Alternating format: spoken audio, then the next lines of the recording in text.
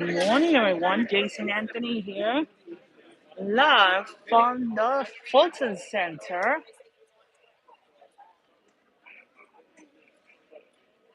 We are here at the MTA press conference. For the first time ever, we are using YouTube Live. Uh,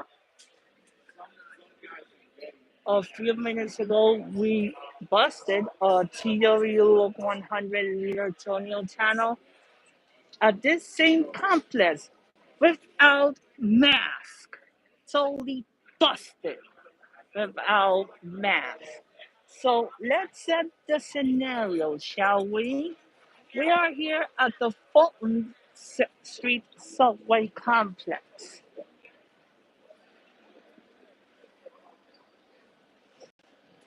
So we are here at the lower level, but inside the fare control. As you see, it's a mixed bag right now. You guys see police officers with masks. You see passengers without masks. You guys see people with masks. Obviously, you guys see some members of the press with their mask on. You guys see 1010 Wins Carol Dioria. You guys see Street Blogs, Street Days Cologne. You guys see Mirror One's Courtney Groves, among others.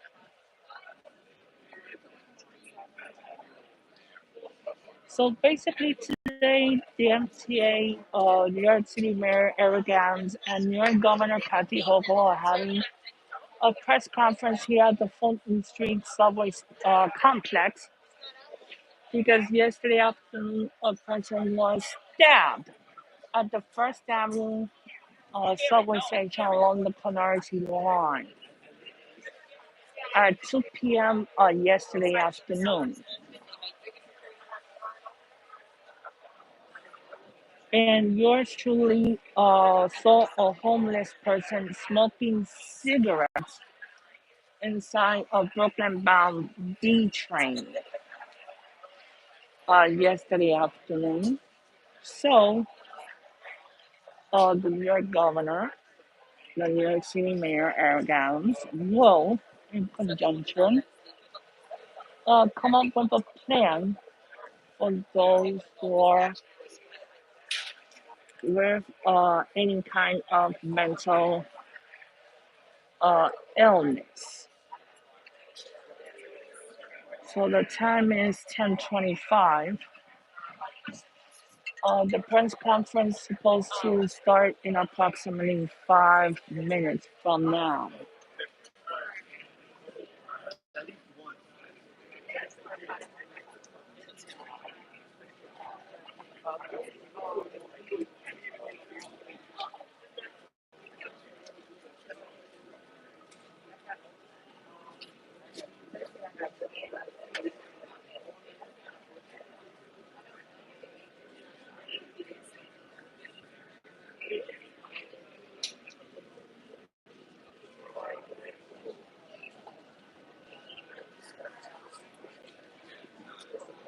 Bill's MTA Chief Customer Service Representative Sarah Meyer.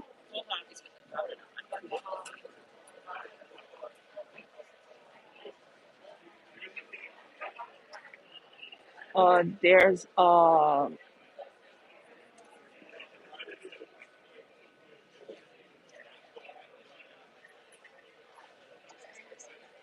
one of the press officers for the MTA, Tim Minton.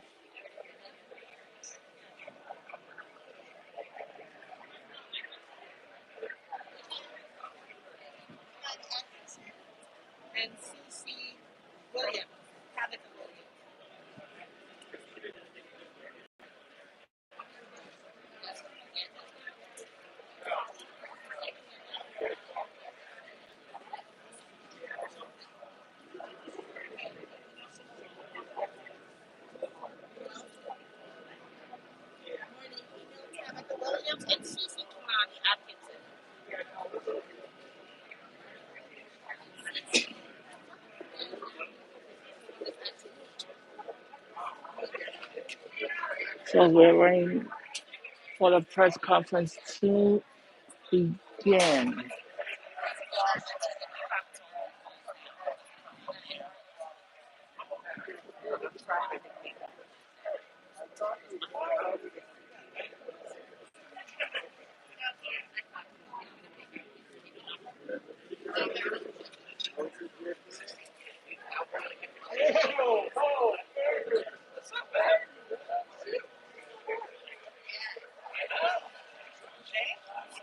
In other news, Amazon Labor Union will have a fundraiser tonight.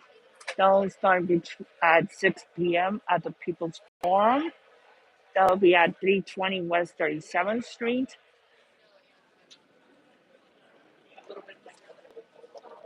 That will start at 6 p.m. tonight.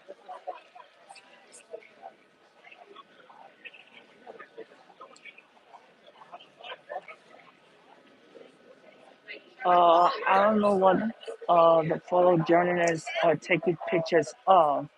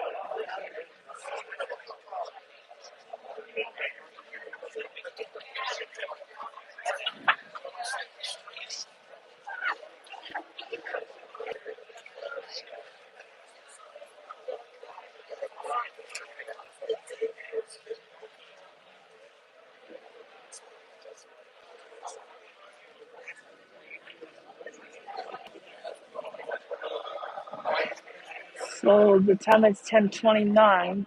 The press conference should start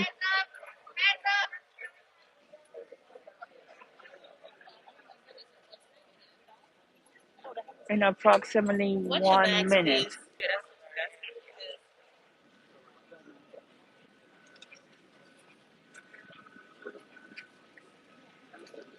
NJ, nice to see you. Oh, hello, Jason. Nice to see you. I was teasing you about that picture. Sorry about that. But it wasn't a very flattering picture. But I was teasing you. I don't mind. It's okay. You It's know. nice when you think of me, though. I know. You're welcome, NJ. So that was Channel 7 on NJ Burkett. How you doing?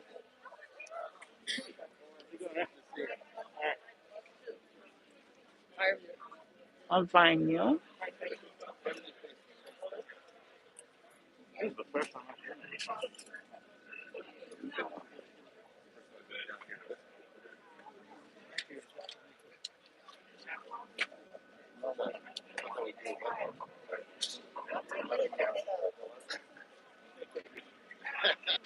You can only tell sometimes with the mask on.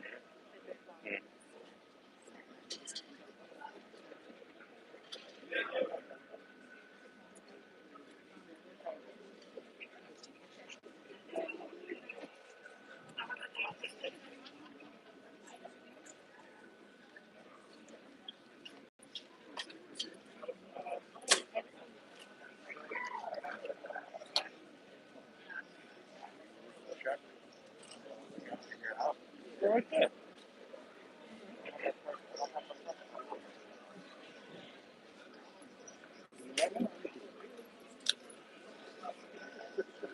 Stop.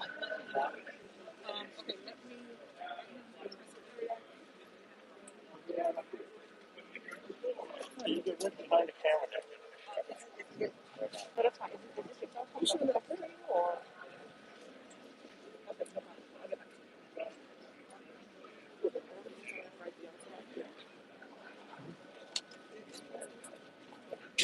there's a thing over there. You gotta. Spray the prison water. Jesus Christ. The prison.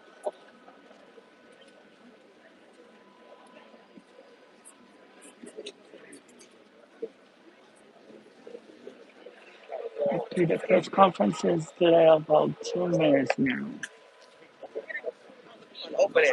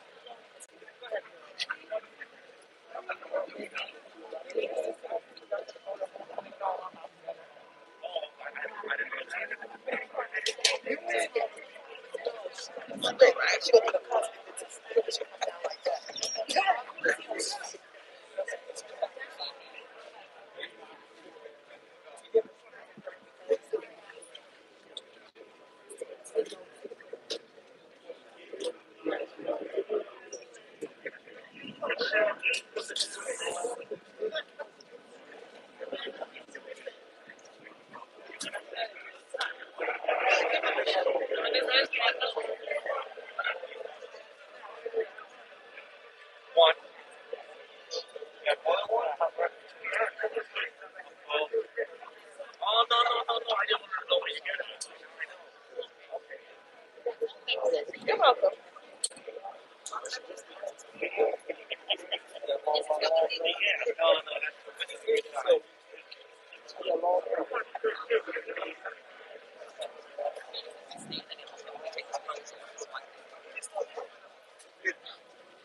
If he's taking his clothes off, but him just standing there was fine.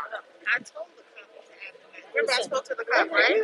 So it took for the press to the member, I'm one of their staff to tell him. The man started stripping. Oh, he's not kidding.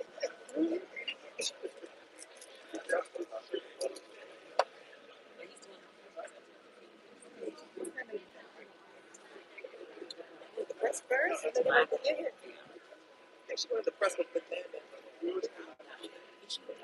She remember the last one they had. I thought she was doing five PD. This one here? With the experience. Oh, yes, so she might be. Oh, no.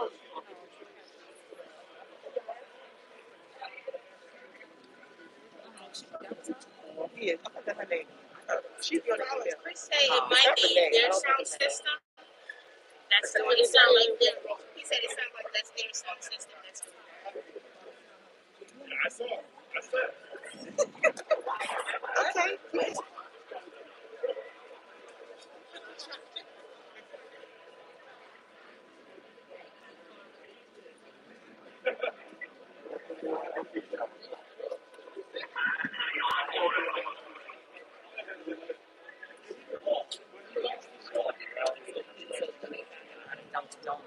He's walking the cops behind. He's like, they wasn't even touching him. But they wasn't even touching him.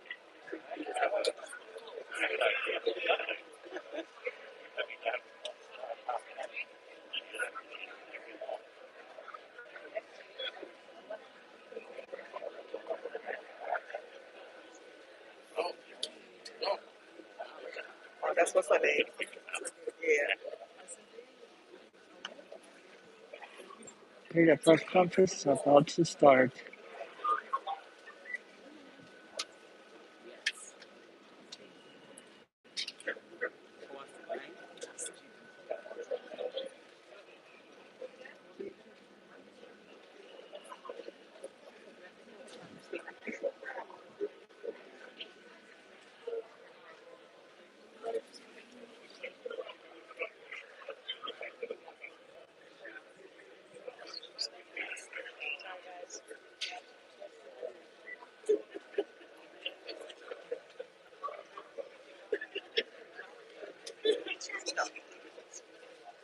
See right here.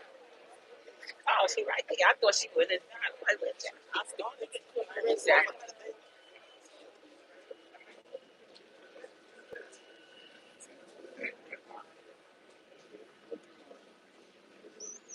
Yeah, I rode the train with the mayor on January 1st. Oh, yeah? Yeah.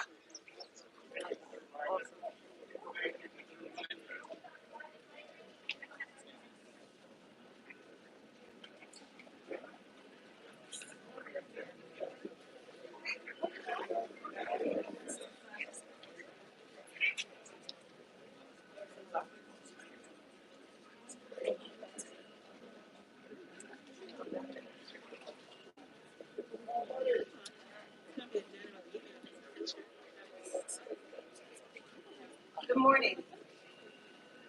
Hello, everyone, and thank you for joining us. My name is Ann Williams Zeitzel, and I'm the Deputy Mayor for Health and Human Services. We're here this morning to talk about a critical issue of subway safety and how we want to provide better care for our fellow New Yorkers who are unhoused. Let me kick it off by introducing our Mayor, Eric Adams.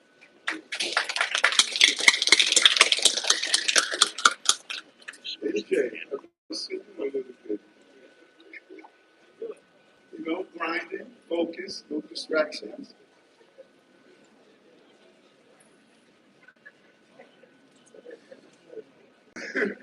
Thank you so much. Every time I come here, I think about the days of being a transit cop, riding the subways. This was a different station. It's filled with violence and uncertainty, and people put their hands, thought that we could not commute in a safe way. And many of us feel, and the numbers are saying, we are back again. And it's imperative that we have the right response. That has a combination of being humane but clear. Lack of clarity is meeting the conditions that we're seeing. So I'm proud to be here. I stand with the governor of the state of New York, MTA, Labor is here with us. This entire team is coming together and to talk about how do we have a full recovery of not only the system, but our city. And it starts right here, right now, in our subway system. We say this over and over again, but sometimes we verbalize it and not verbalize it. Our subway system and our bus system, they are the lifeblood of our city. If we don't get them right, our city won't continue to recover from COVID. Millions of New Yorkers use the system to go to school, to their place of employment, and just to visit their loved ones. It provides a vital service. And in fact, that is what makes us who we are. But nowhere across the globe can you move throughout this city in this manner. Your feedback. Transportation. It is how tourists move throughout the city. Don't feel safe. Don't come and shop and explore our city. There's a major impact on our financial ecosystem. It is the subway system and our buses make New York what it is. If they're not safe, people don't feel safe. And if the numbers of crime are not reflective of what we're going to do as a city, what's going to impact us, I say it over and over again, and that, in fact, many of you can finish the statement. But public safety and justice, they are the prerequisite to prosperity. I've said it for years, and I will continue not only to say it, but to make it happen. It must begin here in our subway system, and we are here to say it is going to start here. Subway riders are deeply concerned. We hear it all the time. I hear it every time I'm on the subway system. People tell me about their fear of using the system. And we're going to ensure that fear is not New York's reality. And so in the wake of the pandemic, you know it, we all see it, the number of homelessness of individuals have increased substantially. Many of them are here because of loss of jobs, uncertainty in where they live in, untreated medical crises and conditions, health challenges, while the vast majority of the unhoused and mentally ill, they are not dangerous. The vast majority are not dangerous. We have to be honest about the numbers of individuals who are dealing with mental health crises. They are dangerous to themselves and dangerous to New Yorkers. Just yesterday, on the L train, the train I rode as a police officer, transit cops, we had a silent on that train, and it just sent shockwaves throughout the system. And so too many passengers, the first day of coming to Borough Hall, or to City Hall, riding the train, seeing homelessness, seeing fights, seeing just a disruption. Who wants to start their day that way? Of that level of despair that's right in front of them as they enter a system just to get to their place of destination. And you have my word as the mayor of protecting New York, this is my top priority. We were here in January, Governor, and we did a kickoff on one layer, the first layer of what we must do, of having our officers park their vehicles, go into the subway stations, as well as those who are transit officers. And the commissioner and I stated our clear plan. Since that, Commissioner, your officers have had 115,000 inspections of the system, complementing the transit personnel. That's the partnership of the first wave that we wanted to conduct. But we're saying that is not enough. It was only the first wave of a complex problem that we are facing. We're now going to move into the next phase of our operation. And we're not going to abandon our homeless brothers and sisters. That's what we have done. We trained New Yorkers. And that was the state of existence. We pretended as though we didn't see it, and we allowed them to live in inhumane environments, and that is not what my administration is going to do. We are not going to live in fear and frustration that we can't seem to get our system safe and operating correctly. And as I stated, we've been here before as a former transit police officer. I know what that system looks like, filled with graffiti and uncertainty, and afraid to use the system that you deserve to have. Today we are saying we're not going backwards, we're moving forward, and we are rolling out the next phase of our operation, which is our subway safety plan. This plan is a real comprehensive plan of all of the team members that are coming together to deal with the complex problem of homelessness in our subway system that actually spills out onto our streets. I say this about crime, I'm going to say it again about homelessness, a decade of failure, that there are many rivers that feed the sea of homelessness, and we have to dam every river if we're going to address this issue. And that is what I'm going to do. The subway plan is a comprehensive civic strategy that will do more than deal with a temporary fix. You can't put a Band-Aid on a cancerous sore. That is not how you solve the problem. You must remove the cancer and start the healing process. We would do this by investing in 3 areas: people, places, and policies. And it begins today with the people you see around you. This is an unprecedented team of people that are coming together and damming each river that they are in control of damming to stop the flow of feeding the sea. Department of Homeless Services, Department of Health and Mental Hygiene, NYPD, MTA, transit workers, and community-based providers, all under one umbrella. The governor of the state of New York.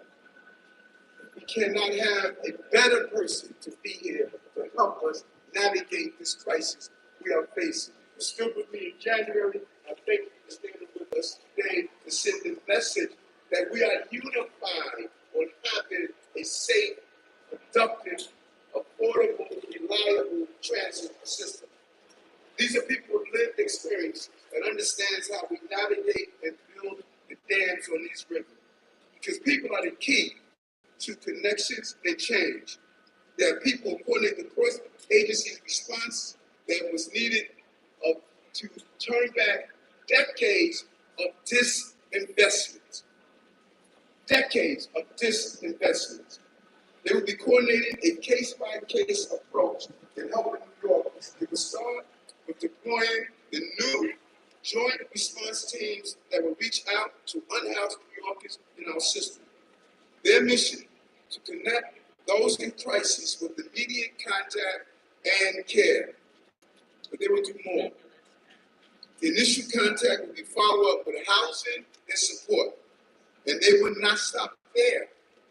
Community-based outreach team will work with NYPD officers to canvas platforms, stairwells, and entrances.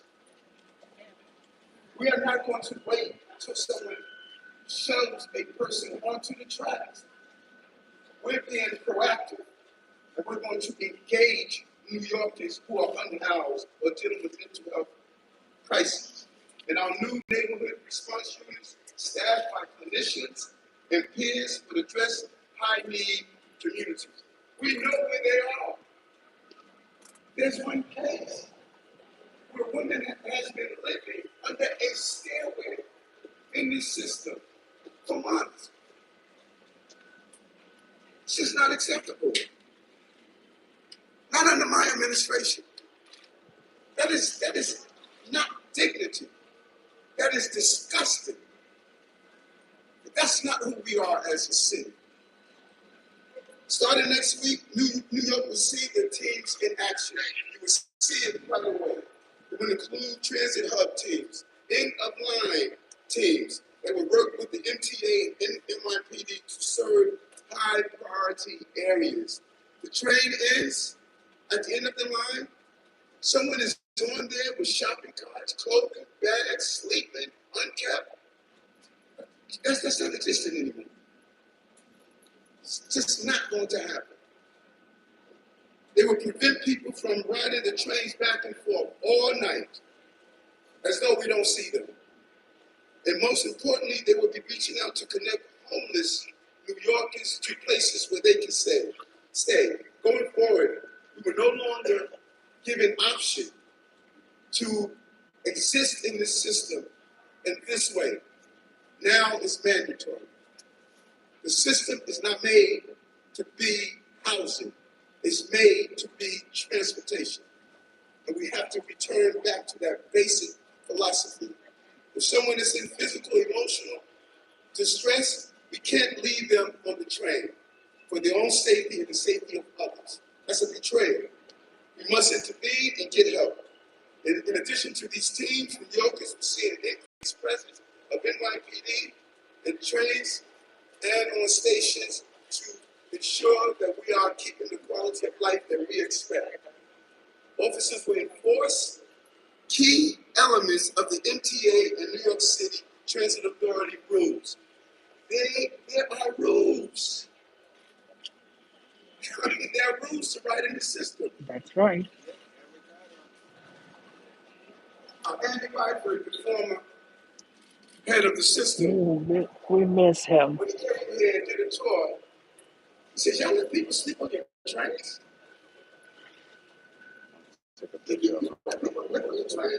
What is that about? We got so used to being dysfunctional that it became the normality. Well, I'm not a dysfunctional mayor. I don't pretend that a problem doesn't exist. We identify, we fix problems, we get stuff done. That's what my administration is going to be about. We enforce these elements in these rules. No more smoking, no more doing drugs, no more sleeping, no more doing barbecues on the subway system, no more just doing whatever you want. No, those days are over. Swipe your rental card, swipe your system, get off at your destination. That's what this administration is saying. We're going to protect our transit riders and protect those who are in need of care. And what I want to make And protect our brothers and sisters who work in the system. That's why I speak every month for you guys. saying if you break a minor infraction that we're going to put handcuffs. My friend. We're going to correct the conditions. That's what we're going to do in this plan. The next part of the plan, making sure we have places for people to live, heal, and be cared for. We will work with our federal and state partners to increase the supply of supportive housing, the patient treatment beds, the safe haven. I want to thank the governor again for, as we start to repurpose some of the psychiatric beds that were closed due to COVID, we're looking to repurpose those beds and allow people to have the treatment that they deserve. And we need to streamline the bureaucratic, difficult process that we start from the position of what we can't do instead of starting from a position of what we can do. This culture of can't is sickening. Let's start with what we can do and not what we can't do. And finally, we must reform our policies that have allowed this crisis to exist. Kendra's law, let's start using it. Let's start looking at how we modify it to do a better job for those who are dangerous to themselves and others, and get the help federal and state funding for these additional hospital beds and changing our housing laws, that we don't continue to traumatize people who need assistance. We have the data. Let's make the process more streamlined. And as I said when discussing gun violence, it's about intervention and prevention. And that is our goal. That is what we're going to do. So today, we're going to start by getting at the root of the crisis and giving people the help that they need. Going forward, my administration will be working in close partnership with the state, federal government, and all of the agencies coming together to prevent homelessness in a real way. We must examine the systemic challenges that is causing people to live on the street. No one wants to live on the streets. No one wants to live under a staircase, on a grate, in a tunnel. No one wants to live in an inhumane fashion that we have betrayed them and called them to live in. We're going to reform the system from top to bottom, ensure all people have the dignity that they deserve and have the housing and healing that they need. That is why we put this team together in the first place. So no more temporary solutions. We're going to the root to help people get the second chances so they can live a prosperous life. We cannot have our hearts broken every morning when we see this despair and uncertainty. We cannot allow our riders to feel as though the system cannot be conducted. This is one of the most challenging parts of this city, and you all know it. And I guarantee today, someone is going to say, are you going to fix this in a week? I guarantee it's going to be automatic. This is decades of betrayal. Decades. And so things that happen in decades, we can't wait decades to fix. But it's not going to be fixed on Monday morning. It's going to be fixed with coordination, consistency, commitment, and dedication to resolving this issue. That's why this team is here to do so. We can help our brothers and sisters who are in despair by just acting as though we care. And I care. This team cares, and we've assembled together. We're going to make sure those who are lost are finally found and receive the support that they deserve. We're going to keep our transit system safe, clean, affordable, and reliable. That is why we put this team together. I cannot say enough about the governor who has been consistent in our conversations with me on how we turn the corner on this transit system that is vital to the city and vital to the state of New York. Therefore, it gives me great pleasure to introduce you the governor of the state of New York, Pat.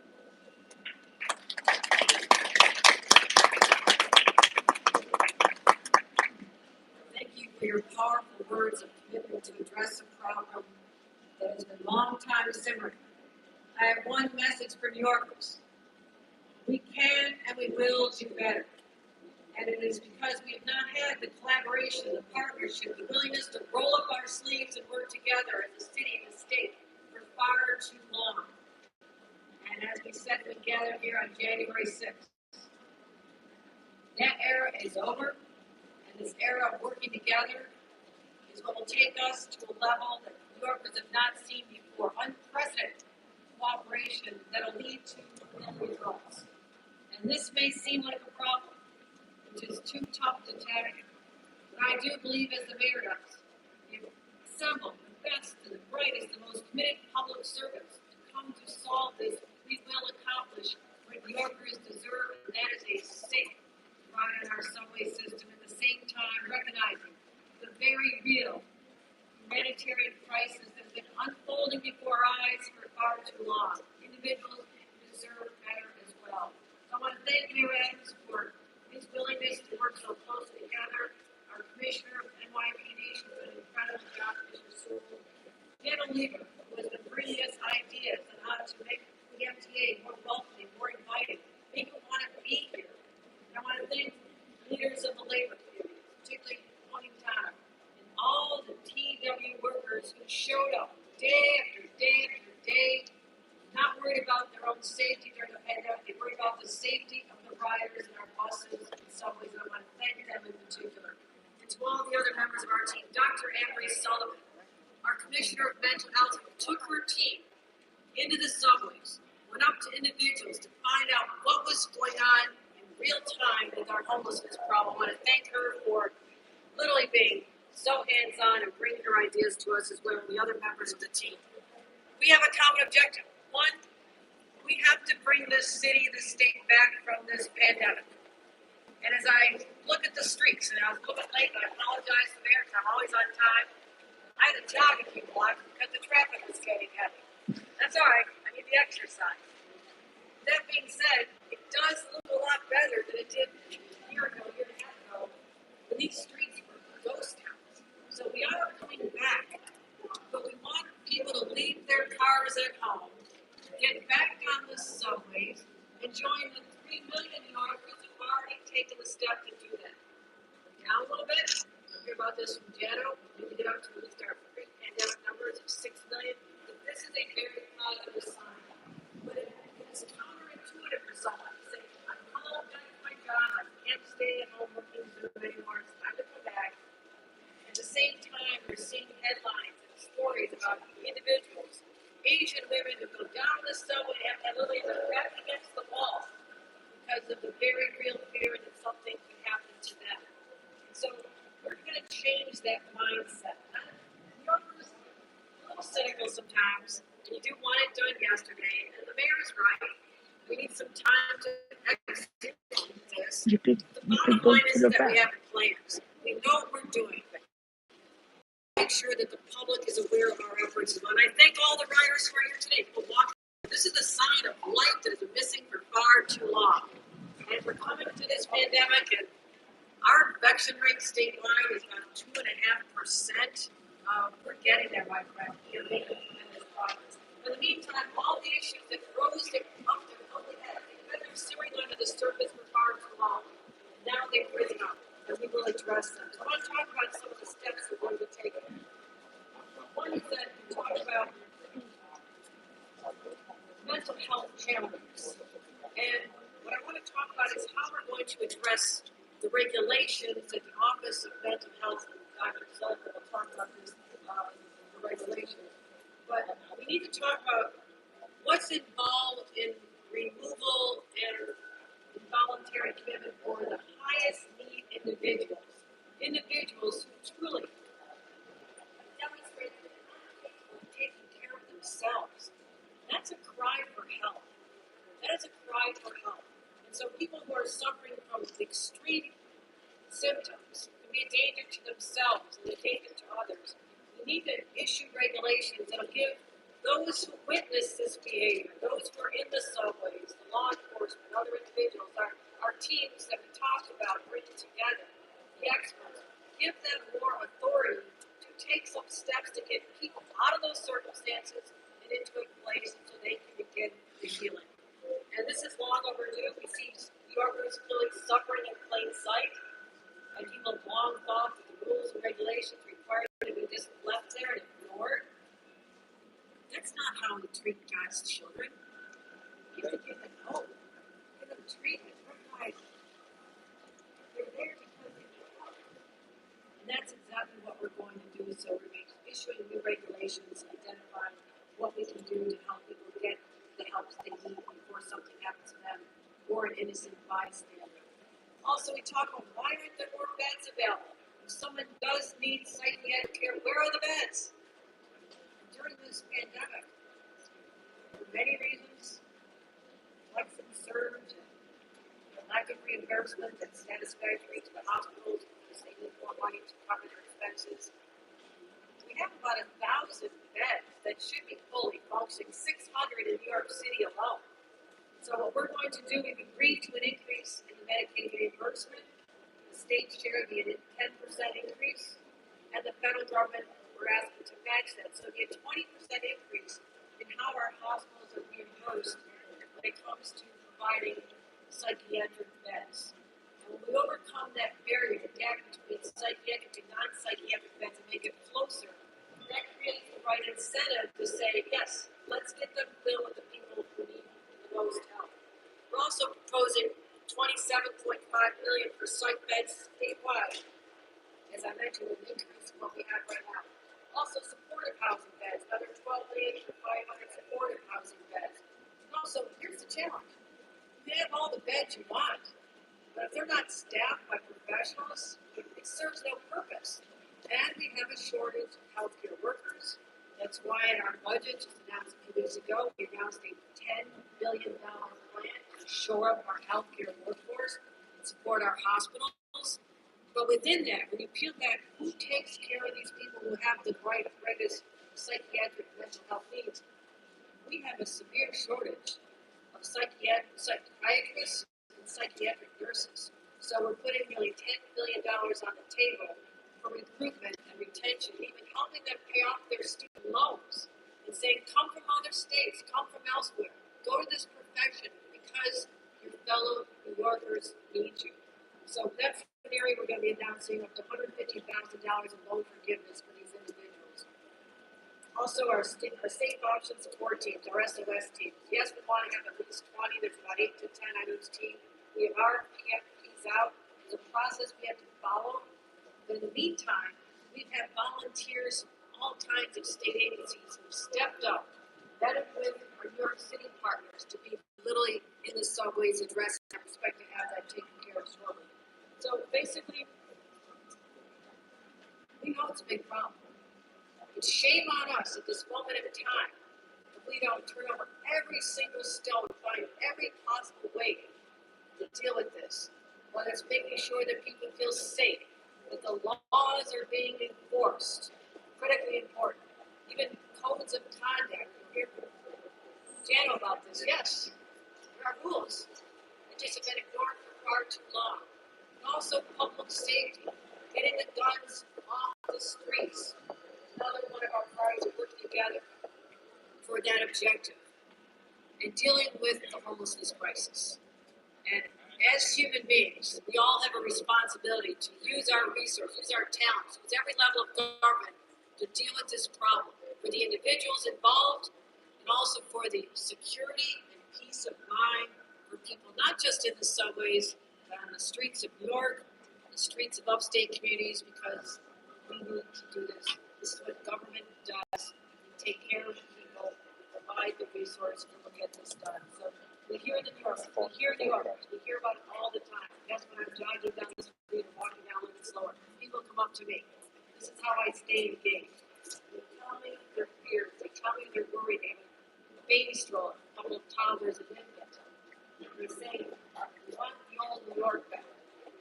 We don't feel safe anymore. And that hits me right here in my heart. Because this is the greatest city that the world has ever known. We just have to take care of some problems. Faith comes from results. They'll see results. They see cooperation. They don't see fighting. We don't need to fight with each other. We need to fight for the people out there. We're counting on all of us. That's what we promised to do. That's why we gather today in this very place to send out a message. We understand. We hear you. We have a plan, and we'll get the job done. Thank you very much. Thank you so much, Governor. Thank you for your team. Next, we have our police commissioner, Sean Silver. We does have to leave right after the remarks, but we will have one of the chiefs that will be here when we're taking questions. Commissioner. Good morning. Thank you all for being here. This city made too much progress over the years to fall backward. The police and the public have to be partners and collaborate with other professionals, social services, and clinicians to make this city safer. The subway will be safer. And the police have to be organized. And the clinicians and force fear what's in here. That necessity of safety immigrates those in need. We are enhancing our efforts where strategies are working and fixing where improvements are necessary. We will not simply talk about it. Immediate action must be taken to address the crises of mental health and homelessness across the city. Passion. We have to be innovative, and we will be successful.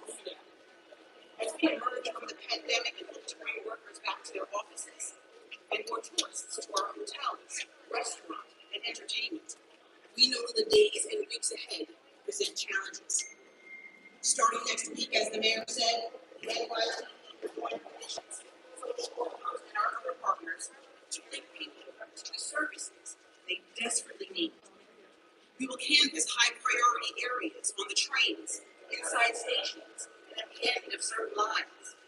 beginning with A, E, 1, 2, N, and R lines. Trained people who look to assist those in need. We will enforce transit rules when necessary, but this is about helping people, all people. We know that through the skillful deployment and continued dedication of all of our personnel, we will see crime reduction. This will take a sustained combination of precision policing and omnipresence. Since we announced our initial plan last month to deploy additional resources to conduct more frequent and regular sweeps of the subway system, there have been in excess of 115,000 station inspections by transit police and patrol officers citywide. And each day, we're deploying an additional 1,000 police officers into the system for safety. We have targeted our efforts at stations and on subway lines that have seen an increase in the number of fires, reports of crime, or both. The goal, of course, is always to deter or prevent harm, not just respond to it. The additional inspections, coupled with the regular efforts of the thousands of transit officers already assigned full-time, are creating a blanket of public safety that New Yorkers can see and feel as they make their way to and from work, home, and school. These new efforts we're announcing today to address those experiencing homelessness or mental illness will further enhance the effective ways we help all of our communities. We owe this to New Yorkers on the streets and in the subways. The subways must and will be safe. This plan is accomplishing that. Thank you.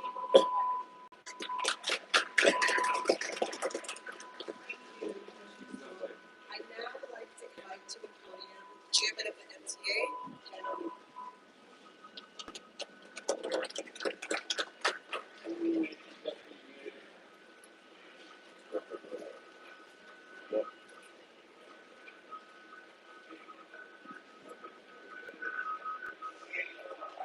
The oath of Commissioner Kishan School. Well, let's continue over here, shall we?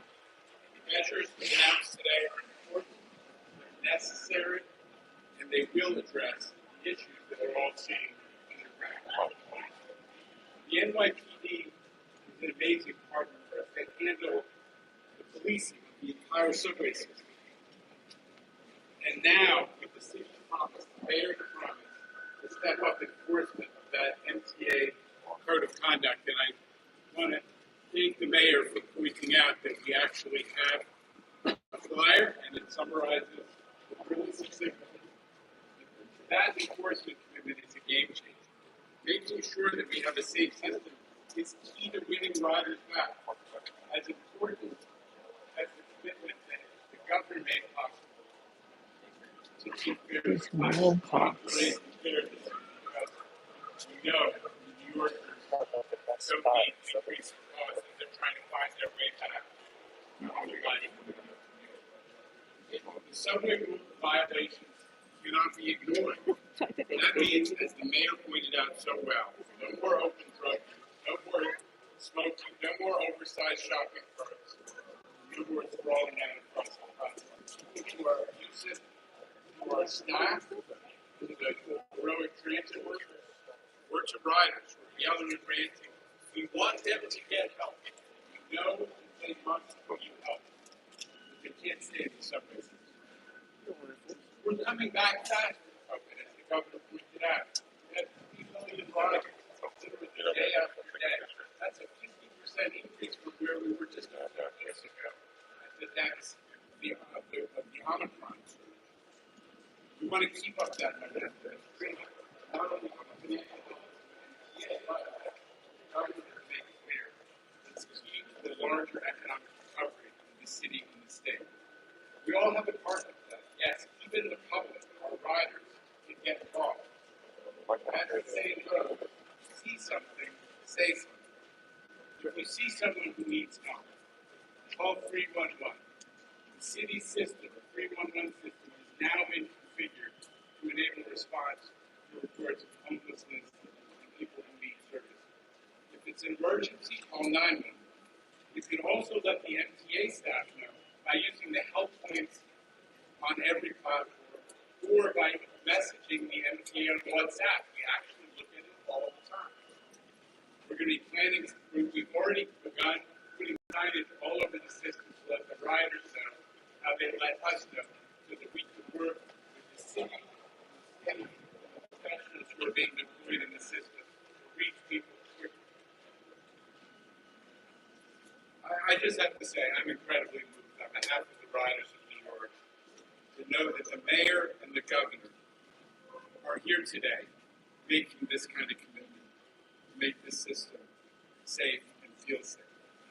From the beginning, both of you recognize that it's not difficult or compassionate to just let people fend for themselves in the subways, or indeed to expect subway riders to just deal with it. That is changing, and it's because of your leadership. Is that our governor? Your leadership. Now, I think it's my job to turn the podium over to my partner, who represents the great workers of the MTA, TWU Local 100 President Tony Atano. Solemn.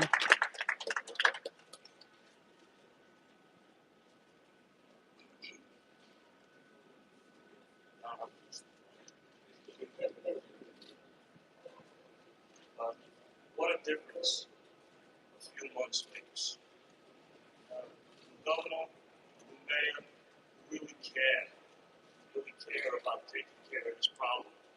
We in the transport workers Bashing de Blasio. He's bashing de Blasio. now we have some action. In small I want words. to thank Mayor Adams and Governor Hochul for recognizing that subway riders and workers do not feel safe enough riding the system and working in the system. I want to thank the mayor and the governor also for recognizing that the full weight of government is needed to improve the situation. They're not burying their heads in the sand pretending everything is wonderful. And it's very good to know that you have people that really are looking at this problem, not just doing something to, sugarcoat it. We're really going to take care of this. I got my sleeves rolled up and I'm ready to go. My members have been fighting for this for a long time. We appreciate the mayor for putting this plan together and for listening to my members and riders come in at it some way. But it's our office. We spend 8 and 10 hours shifts, sometimes more down here. So when we urged the city to put more police officers into the system last year, we knew that was only the first step, but not the only step. This plan is another major step forward towards improving the subway environment and helping those who need help. And these shopping carts, these are a big issue. I had a member, the train went on fire about a year ago, Gary Goldman. and he brought that Rest in train into the power. subway, into the station, and he made sure those passengers were out of the train and the conductor, and then he got overcome by smoke and he died. And he left a little baby that every year when we have all those orphans, I see that baby grow without a father. So this is very important to TWU. This is very important to the public. We need the system to operate safely, and I'm glad that we now have a mayor and a governor that's listening and doing the right thing. Thank you.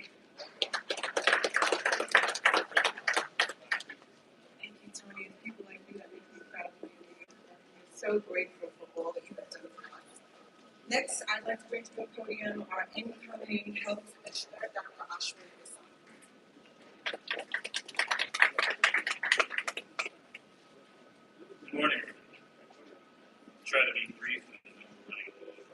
I want to thank the mayor and the governor. I also want to thank Deputy Mayor Williams Isom, without whom this plan and the commitment and the people you see here really wouldn't have been able to be brought together. So thank you for your leadership. The relationship between public health and City Hall is strong. I want to thank leaders from across city government, partners of labor, and colleagues from the state who come together in a spirit of partnership and collaboration to solve a set of issues that really have never had an all hands on deck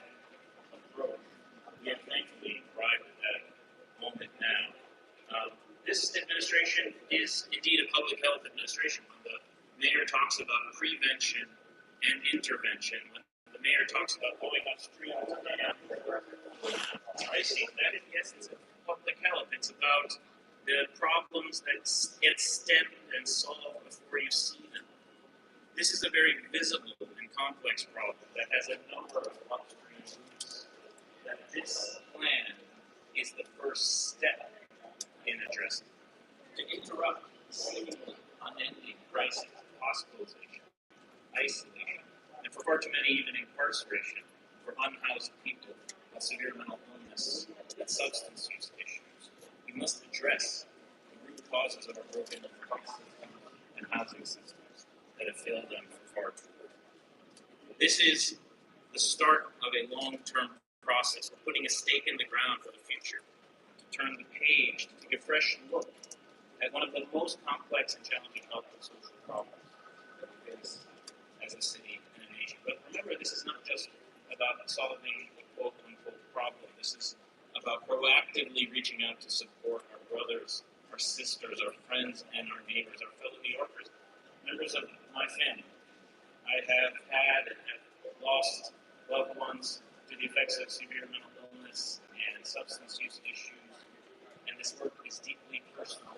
And I'm sure many, if not all of you, know someone struggling with unmet mental health needs, sometimes severe and disabling, that risks descent into crisis, but for care, support, and connection. We must elevate the humanity of those experiencing mental illness by meeting them where they are, with the services they need, to address the challenges they face at the time that they need it. And by focusing on the 3 Ps, as the mayor has laid out, people, places, and policies, we're going to push our mental health care and support system forward. First, the most immediate and step we will take is investing in more outreach. The city's interagency collaborative teams, including partnerships with the health department, the Department of Homeless Services, the MTA, the NYPD, and community-based organizations will increase contact and access points for people who experience homelessness and severe mental health, particularly in the subway system. We'll be expanding innovative new programs like our We Heard 911 behavioral health crisis response system and our health and hospitals show vans, street health, and outreach and wellness vans that have been so successful during the pandemic at engaging unhoused New Yorkers into immediate care. But what happens when someone gets engaged in care and has made those initial connections? What happens next? It only works if it's backed up by stable health and social infrastructure. That's why increasing access to psychiatric beds and staffing, creating new drop-off centers. It's crucial to create the places in immediate destination where people transition out of the subway and into safer and more dignified surroundings. These places are needed to keep people connected, to break debilitating social and economic isolation that takes too many lives too soon for people living with chronic untreated mental illness. And I know, maybe too few people know in the city what it looks like when people with chronic mental illness are doing well.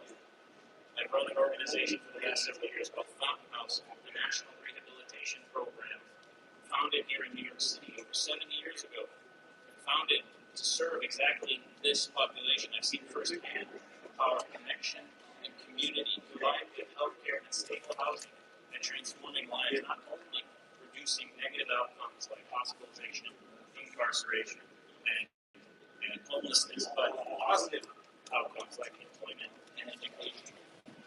Better days are actually possible. It's time we started the process of investing in this. Finally, no one's an island.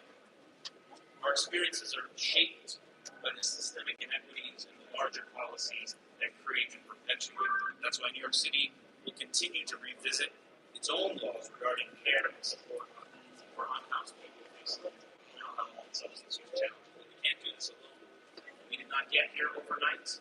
We will not get out of this overnight, which is why it's so heartening to see partners from the state here today to address this most pressing of humanitarian and public health crises. Starting with this plan today, I believe that we can build a stronger mental health system for the New Yorkers who need it most.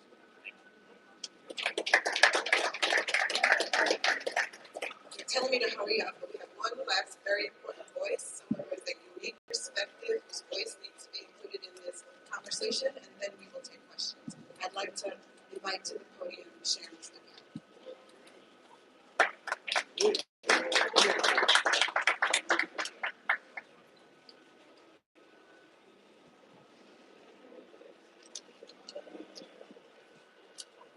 Okay. Wow. First of all, let me just say that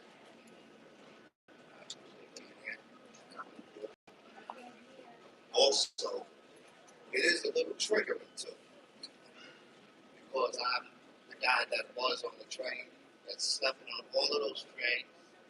I'm the guy that deals with mental illness, that had a serious drinking problem, and to see that the city is taking an approach that addresses those needs for my fellow brothers and sisters who I care so deeply for, I am so overwhelmed that it's little, it is triggering in a good way, because I finally see that I'm dealing with an administration and a government that really cares for vulnerable New Yorkers and for all New Yorkers. And that's what I'm about. Y'all know my name is Shams the Baron. I was born to parents who struggled with addiction. At the age of 2, I became part of the foster care system. At the age of 10, I became homeless. At the age of 12, I was permanently discharged into the streets. I grew up in the gang era of the 70s and crack era of the 80s, but I had the wits to survive when many of my friends went to jail or when they died. I was that person that you see in the streets and the subway. I had nowhere to go. I did seek help, but help was hard to find. And I saw myself descend more and more into a state of where it got so bad for me that at one point it was anger that I might have taken out on other people. And then it got to the point where I wanted to hurt myself. And I was in the subway looking at those trains and saying to myself, I can't take it no more. I went to WeCare and didn't get no help. I said, my fingernails look clean. I'm ready to work. I said, wait, I'm ready to commit suicide.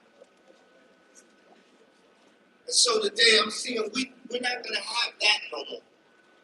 We're going to fix those things so that people are able to get the help that they need. Because I don't like seeing my people in them subways like that. A subway ain't a home. I'm not fighting for that. I don't like to see them in the streets. That ain't no home. I'm not fighting for that. I'm fighting to get them out. So I'm here today as an advocate and an ally. I'm with you. I'm here to say that something it has to be done, and I see it's gonna be done for our homeless brothers and sisters that are in the subway. So let's be clear. I support Mayor Adams and Governor Hochul. This plan is a great start. Now it's all about getting the work done and getting it done together. We have to be one with this. And here's my mayor, our mayor. Whoa.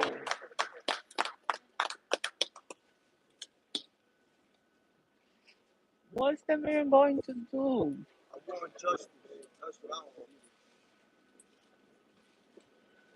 That's Steven Nelson's son.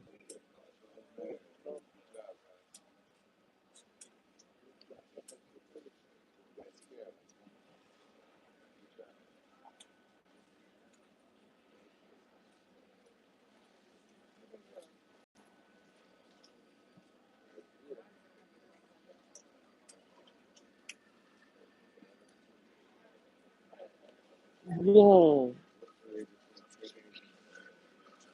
that's extraordinary.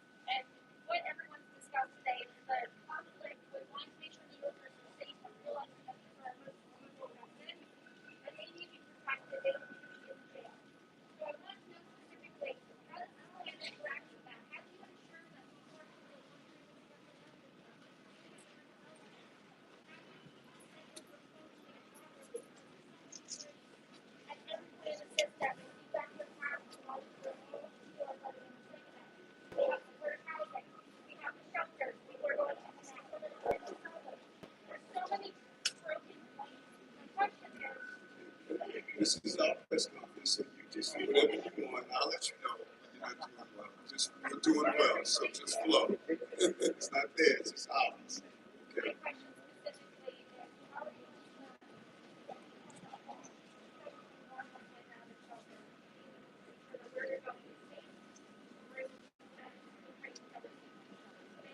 And you're right. I hear that often. People who are in congregate shelters, they feel threatened for all things that services not there. We want our shelter professionals who are there to also be part of the system. They identify if someone is there to sleep, and they identify they're dealing with mental health crisis. We need to report that and identify right away so they're not in the environment that they are assaulted.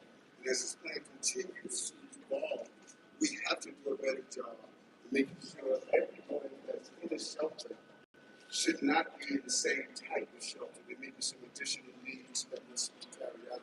That's what Dr. Fassan talked about, how his agency that is going to part of Fountain House identified that and did a good job at it.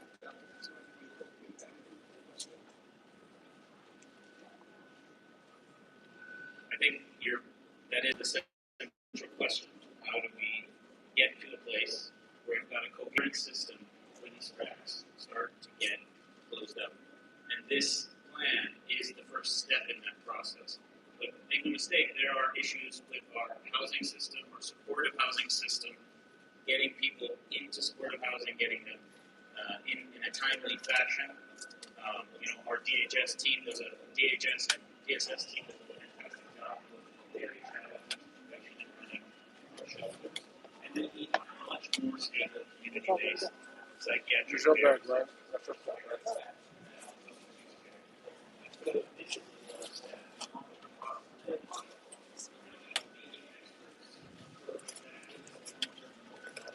Someone left that here. Because we know that this is just the front end of a large back end problem. On that question, we also have $25 billion in our housing program.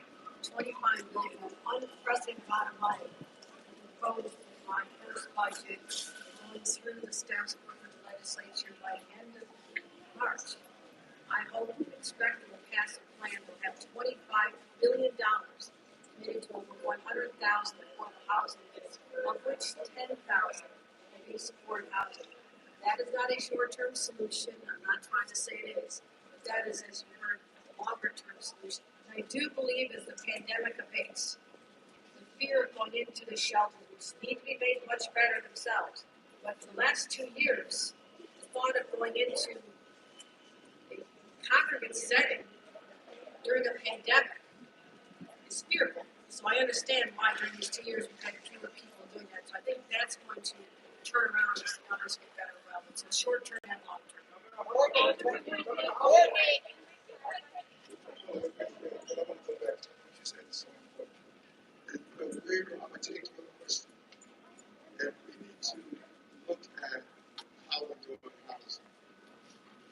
If a person has a severe mental health, and so we just go down to the place So I'm committed to taking your question and drilling down on like how we deal with that person's mental health issues. I was just putting them in a population where they want to be included. That should not be happening. I know we have this expanded and safe haven beds. So we're going to take the question and we're going to dig into that because that is a question that we need to look at. It's not a one size fits all. We need to take it on a case by case. And thank you for asking my question.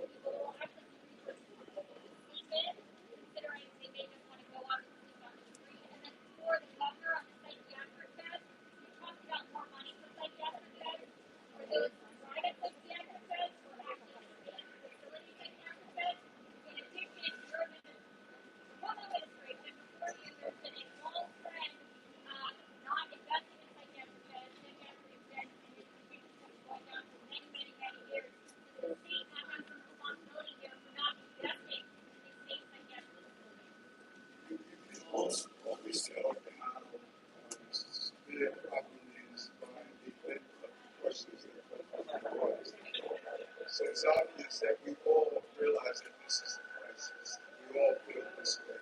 Notice we're going to talk about who beds the same thing.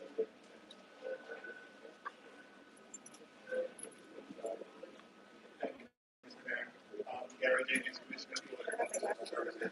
To your question, what is the 500 new beds that we added to the system? And yeah.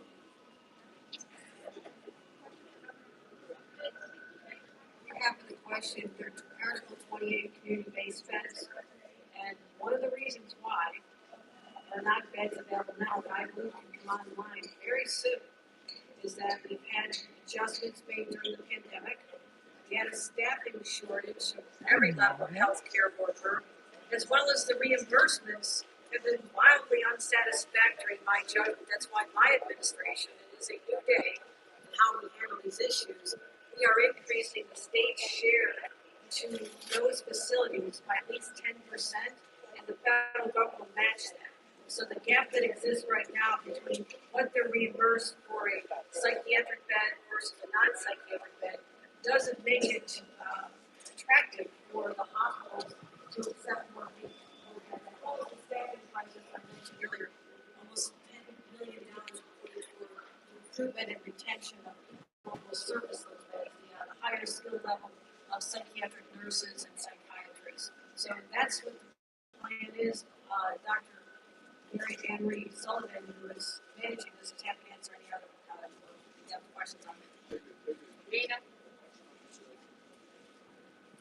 Just wanted to add one point, and just to reemphasize the interconnectedness of this issue, this all stems in part, this artificial constraint in our psychiatric beds from a federal policy that dates all the way back to the Social Security Act, when it was applied to institutions with IMD exclusion.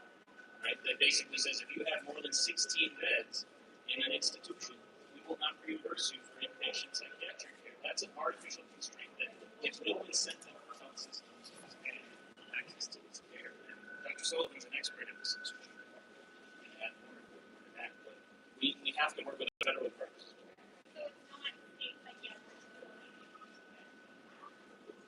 No, it's not state psychiatric beds. It's community-based bed, the Article 28 system in the hospital. The emergency rooms. Those beds have been closed. Reopening those to have beds available. State internationals. Dana. Sure. Dana. Dana. There were two police officers at the end of the platform when we fell down. I'm not going to say it again. There were two police officers on the platform when we fell down. Yes.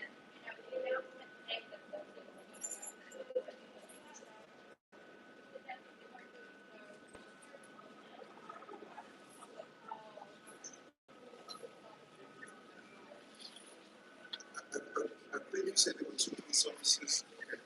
And how much is you have the police officers doing their job? Yes. Yes.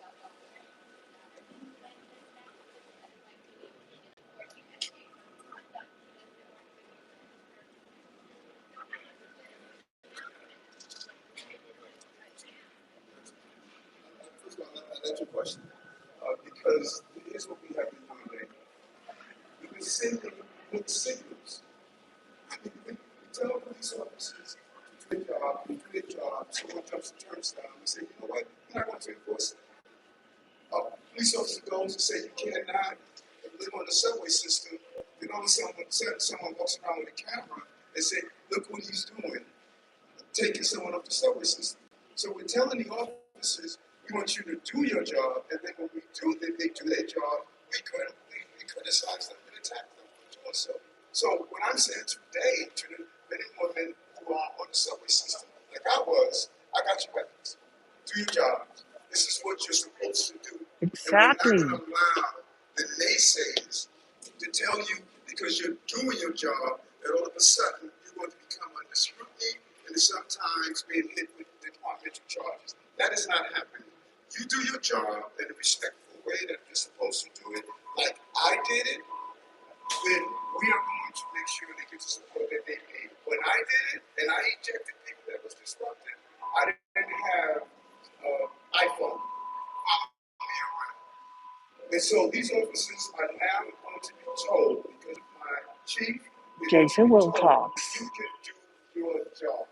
That is music to the ears of the officers that want to keep our system safe.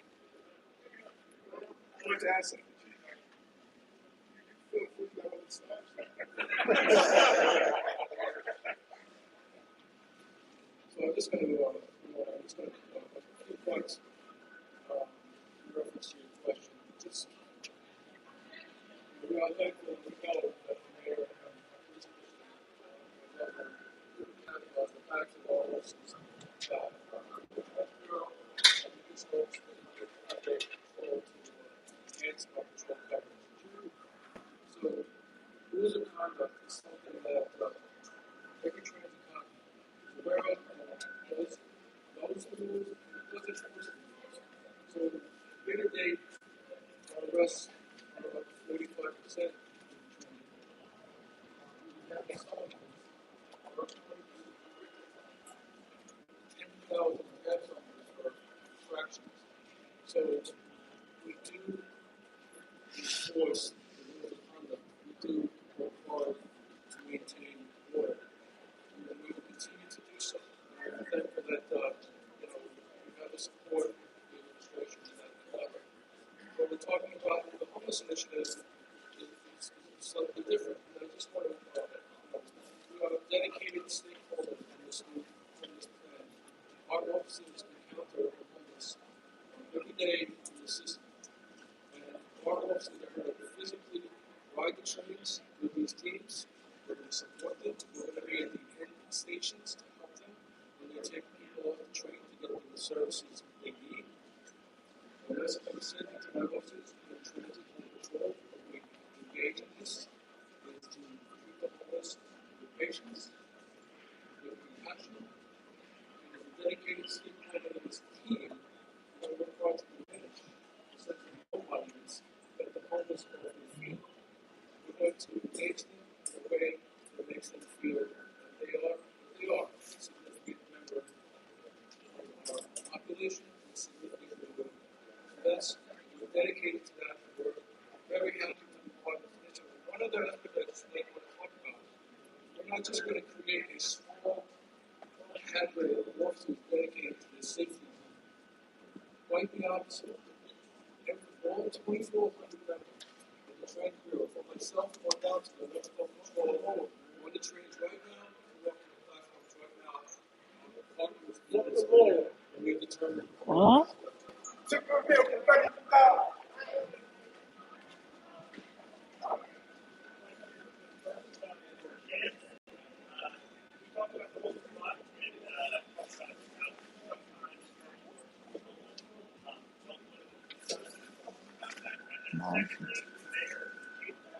But a question for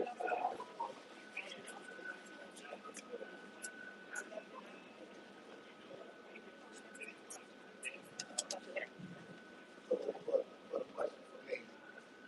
Obviously, the fact that I'm even here is set a good, should set a good message to that.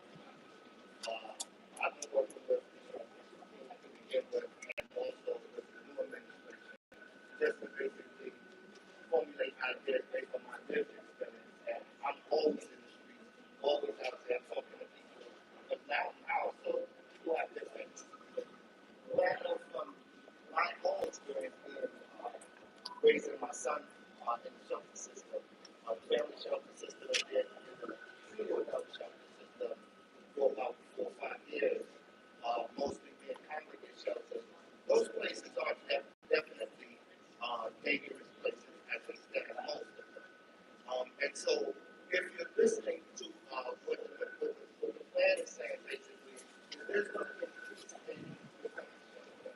And I know from personal experience, and also I've been helping a lot of people get in these places that aren't on the street, aren't on the train. These are the safe havens, low barrier shelters, and stabilization centers.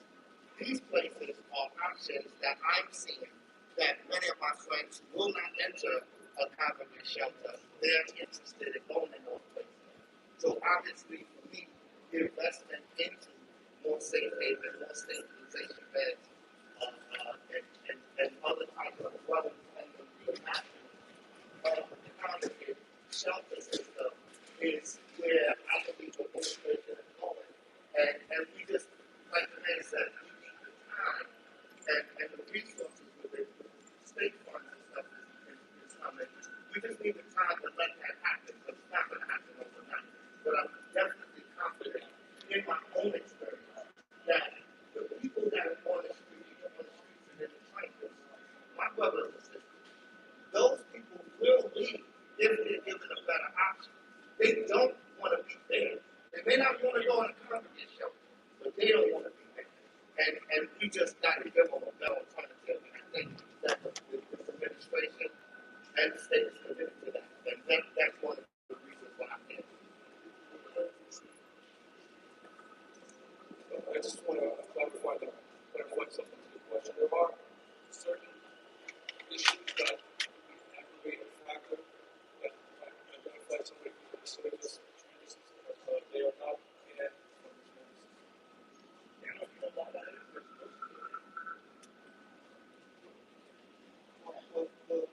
If we could sit down and we would factor that out, but I am not a supporter.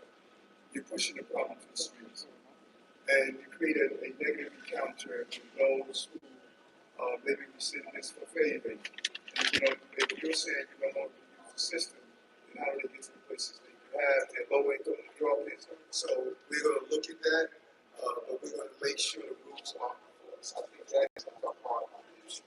Right? I would just add to the mayor's point. The MTA is not asking for criminalization; we're just asking for consistent enforcement that will, protect, the riders and create a more happy environment of order rather than disorder. And that's what the mayor and the police team have been very clear that they're not. Morning, Mr. Mayor. I'm sorry, hold on. Don't forget Marshall.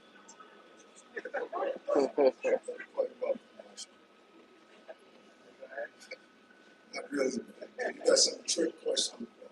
This year, now, we've seen 6 people die in the subway. Last year, that number was 2 people. And you mentioned entrance law. You've got a lot of beds lined up, it sounds like, from the governor. But if people don't want to accept that now, talk about what's going to be in place to say, well, you have to take that out. And if it's not in place, how do you expect that number of, these deaths we're seeing on the subways to change? And when you look at many of those deaths, it involved those with mental health illnesses. It could be this Lowe's case and some of the others. And so that's what Sharon was talking about, is that we really have to do a deep dive into where we're placing those who are dealing with mental health crisis with respect to personal health. That's when I'm going to sit back down with Dr. Kasama, that's been amazing at doing this, and say, we can't have a one-size-fits-all system. And as Shan indicated, many people are dealing with those mental health issues are saying we will go to a place that is uniquely fit to the issues we are facing. And that is what we have to do. And so this is an evolving plan. We got to get it right. But what we're not going to do is to ignore the things that's needed. This crisis, going back to the federal laws that are broken, going back to what we're doing here, going back to the shelters. This is a dysfunctional system, and we have basically ignored it. Many people have stated everything that's going to be able to fix this. So why even try? Just hold on and let the process go. I say no. Well, the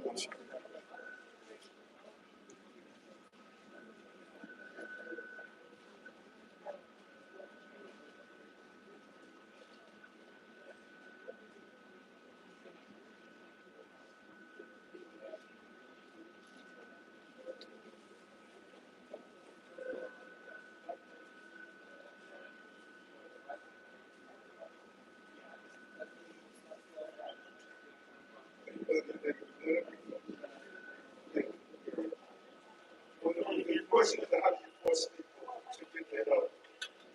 Get the help that you see. But I'm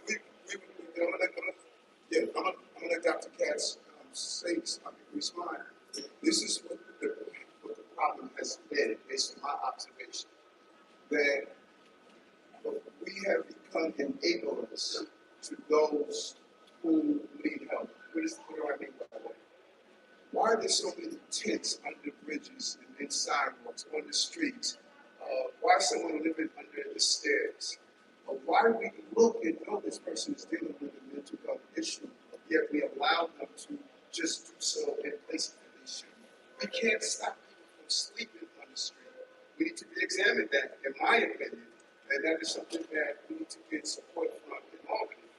But what we can say is send a strong message that you cannot place tents, you cannot do things that is considered to be inappropriate, and those things that are inappropriate. And so there are things we do so that we don't enable this condition, that is within our rights and laws that we don't do.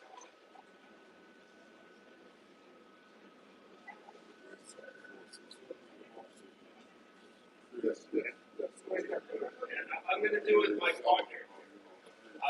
So a lot of our discussion is that we believe that there is room within existing law, that it's about implementing the existing laws, that we don't necessarily have to change them, but we have to set a standard that is clear, that people who are living on the subway have no home, or no way to feed themselves, no way to clothe themselves, that those people are in danger to themselves, right? That it's a pressing and danger. The state's good work, Dr. Sullivan's good work, of establishing a standard of care. We can do much better about making sure that those people are cared for. Did I say it right? You said it perfectly. You said it perfectly. Governor Hochul earlier mentioned that we need to issue guidance to all the emergency rooms and to the hospitals. So when individuals come in, the physicians there decide whether or not someone needs hospitalization. We'll have a new guidance as to how to do it. We have commitment laws. They are good commitment laws, and they do not very small percentage of people always keep the rights of individuals who live. But that small percentage, there is movement in the laws, and there's case law support. So we're going to be guidance throughout the city and helping people about the physicians who make these decisions to understand that there's small percentages, that there's no percentage to get the help. Well, not an enforcement, it's a bit of an interpretation. It's the way you look at stuff. And I think that you can interpret some of these laws with a little more room, and there's case law to support that. And we're working on that with laws.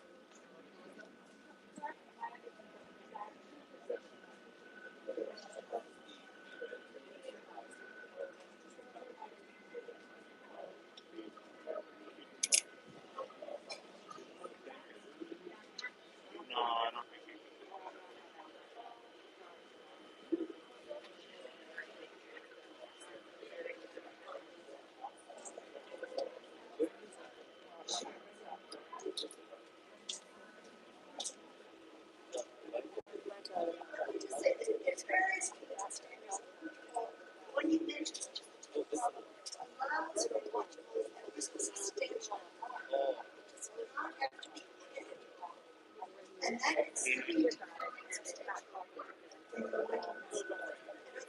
yeah, you always have to be aware of this.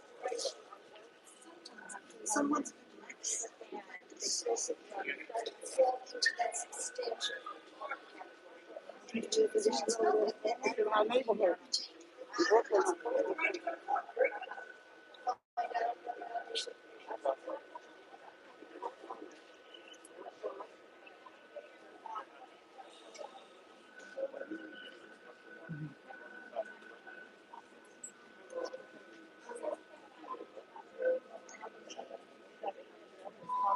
I think what she was getting at is that basically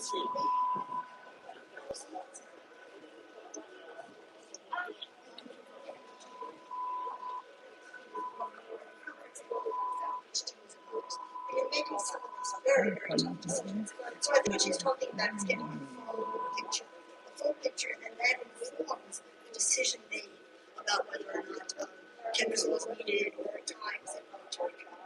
I think to just validate what the doctor's saying, because we run the largest mental health system, that I think it will make a huge difference if the state puts out regulations, because there's a lot of interpretation, a lot of individual decisions. Oh, this doesn't meet the evidence danger standard. But having the expert, the state, the chief regulator say, yes, under these circumstances it does, will make a huge difference. It does not because it's not expanding.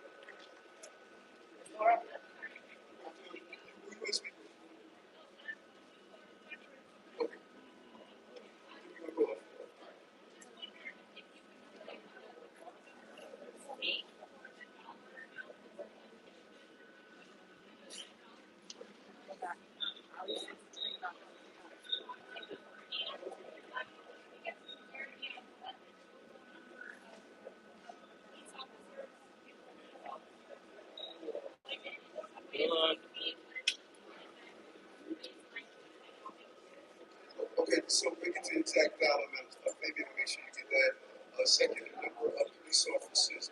It's not about increasing the number of officers, as I stated. It's about deployment of officers. Eight officers, there's a point of training. That is why I didn't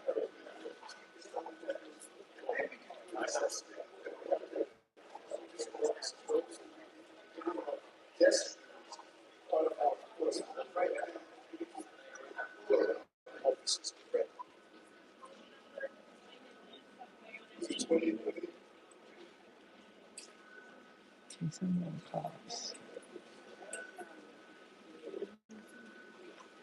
So what we had assigned to transit bureau, I think so, about 2,000, a little over 2,000 minutes. But there we turn out about a daily average over approximately 12 people.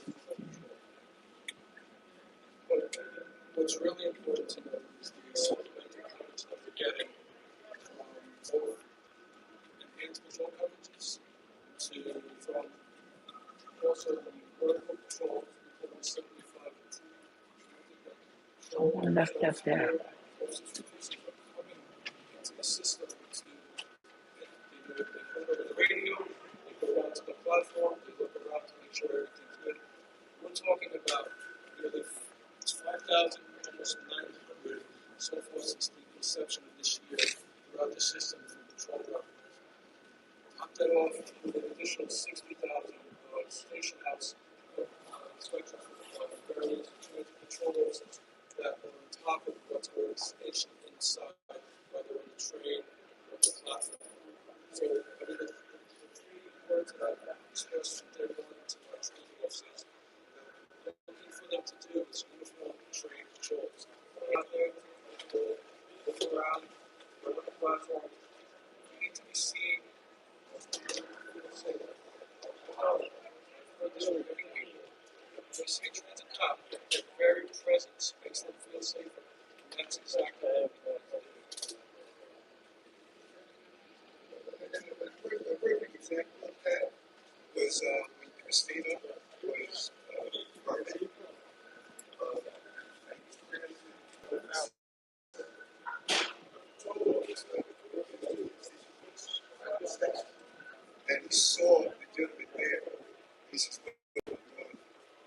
negotiate the right to inquire. He was just hanging out, lawyer, and he had that. Those types of inquiries allow us to identify who potentially committed the crime and help us identify those are the types of inquiries that we need. We're going to do off topic, so you guys can.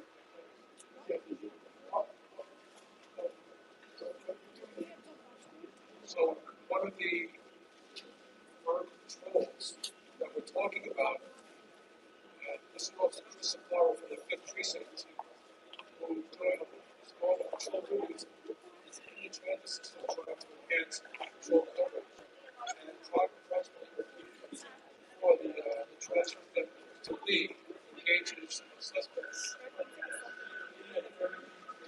Where she lives on Grand Street.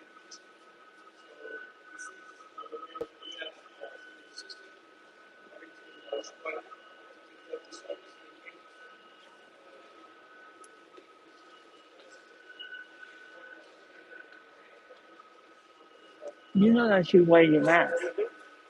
You know that you should wear your mask at all time while you're in here.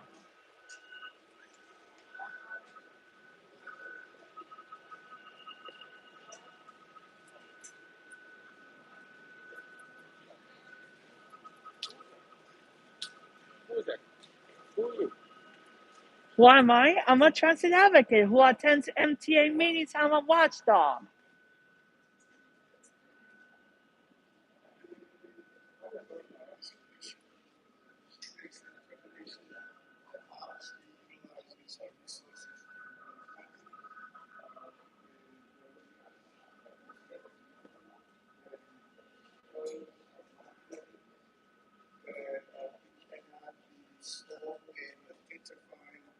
Investigations of a crime, particularly and we excuse me? We have an extremely lovely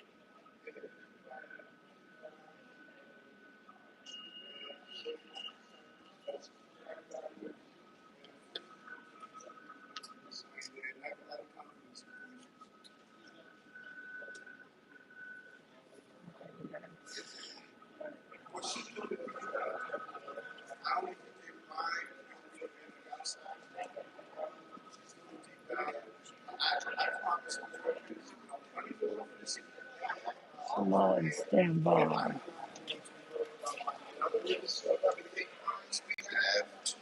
and try to hide them. Because we want to ask Governor Hochul the question.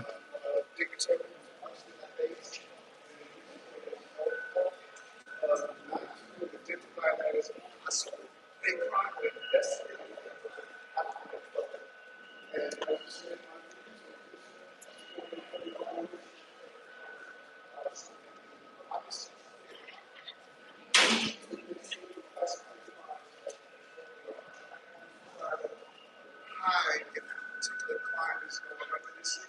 Transparency, honesty,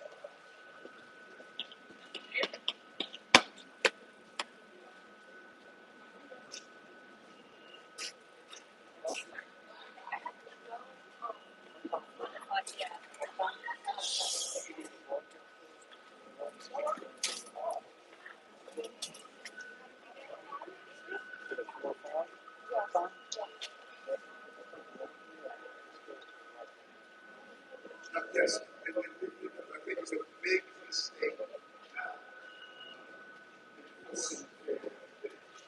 We saw that during the people who didn't interfere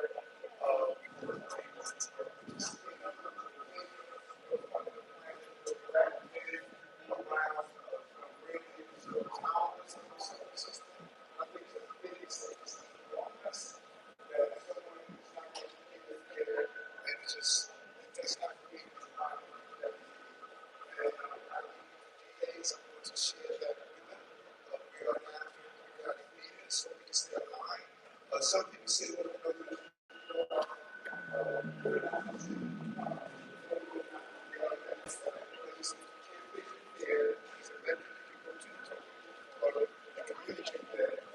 just cannot say to allow it to not be fair. That's why we put money in their beds to allow low-income New Yorkers to have an opportunity.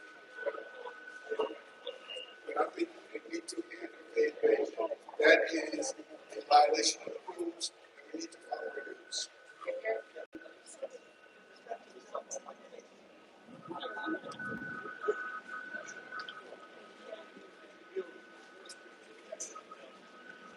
They are extremely dangerous to themselves and they're dangerous to others. They are violating the rules of the system and they're not correcting those violations. We are going to supply of the judgment of the system. No, it does not. It does not. If you are on the system, when you go by the chop, just heard someone else out there with a light, you are the system with all the belongings, that is a violation of the rules. If you're in the system, you're smoking a cigarette, and you tell you to put it out, you don't want to do so, those are violations of the rules. You correct the behavior, but if you're not going to do so, you're not going to get into the system. Thank you.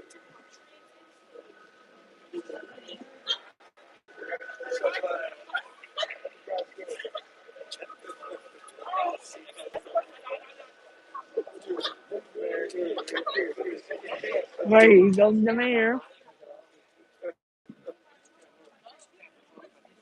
I'll take a back Billy.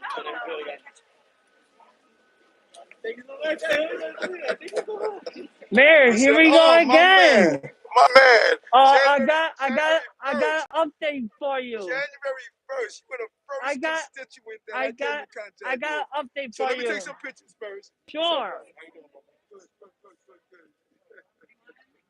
So the mayor recognized us since that first morning. Because 3 is not enough. See, if Governor Hochul will do the same, I'll be happy.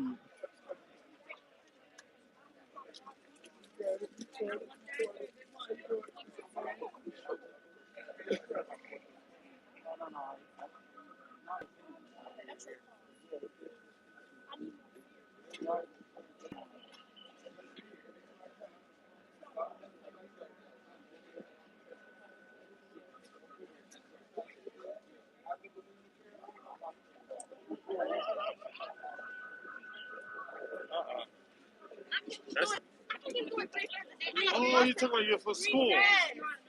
Come on, up the state. I use 3 get into no, it's not.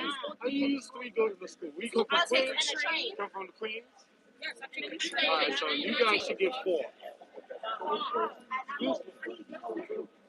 How many buses do you have to take? I'm in Hagen General after. All right, you guys should get 5. The Queen. Everybody else. I know. And then I gotta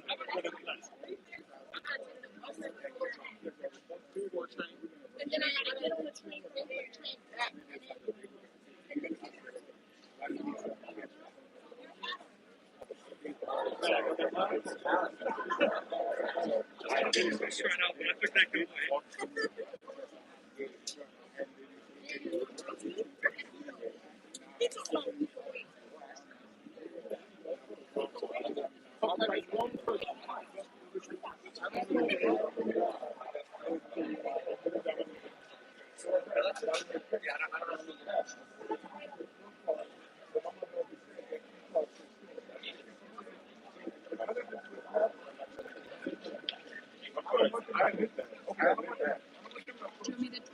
My question is about.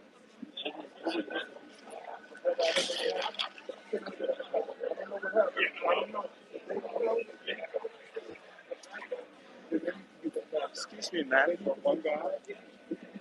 She has a question. What's up? The student has a question. We're gonna get to as many as we can. Okay, you there? You don't have that encounter. Okay, turn to me. 1, 2, 3. Good to see you. How y'all doing? Good to finally meet you, Mr. Mayor. God bless you. Thank you. Yeah. 1, 2, 3. Check to make sure. Check to make sure. Check to make sure.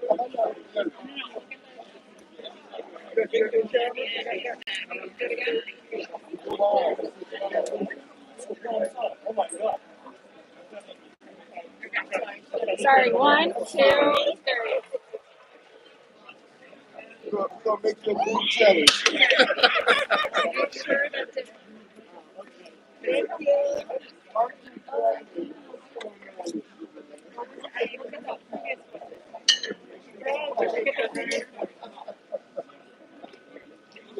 Do you work for the mayor? yes. Amazon Labor Union has a fundraiser tonight from 6 to 10 at the People's Forum because we just was granted an election with the NRB, and we are fighting to win the election against Amazon in Staten Island. Okay. Send me an email with the info. Okay. Okay. You have to take it yourself in because I don't understand why I'm not doing it. So Let's talk about that, okay? so I'll send you the information as soon as I get back to Brooklyn.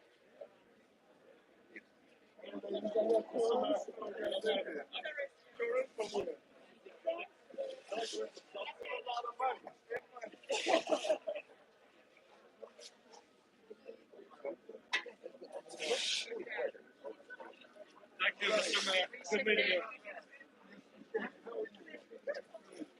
Do it yourself. Okay, I'm gonna do it myself. Can you tell? Yep. Yep.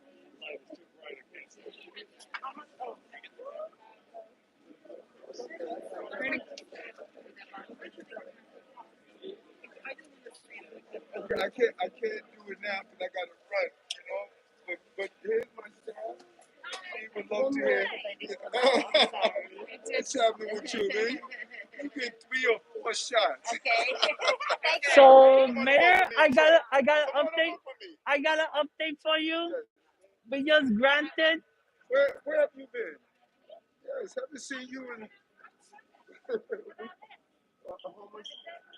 homeless So last week the NRB granted us the election. Okay. So the election will occur between March 25th and March 30th. That's excellent. So the last day will be the second anniversary when Chris Moles, our leader and president, walked out of the building. And tonight we're having a fundraiser at the People's Forum Where's that? and West 37th Street in Midtown. Take care. Thank you. And since Eric, Yep. Amazon has been sending anti-union propaganda, even text message the same Wednesday that the NRB approved the election, saying vote no. Well, they're going to do what they have to do. You got to do what you have to do to get people to vote yes. That's Of course, we have been doing that for the past 10 months. right. But we want, That's the win. but we Take care, want officers. support. That is a beautiful job. Yes. But of course, we want support from the city and the state, because your predecessor didn't show that support. Okay, but understand this. Understand this. There are rules on what electors can do to interfere with unionizing and union. It's very delicate. We understand that, Eric, but at least show that things aren't done correctly But what's not been done? How you, man? in terms of, because there has been even a worker submitted an OSHA complaint, and there's a investigation ongoing with Letitia James.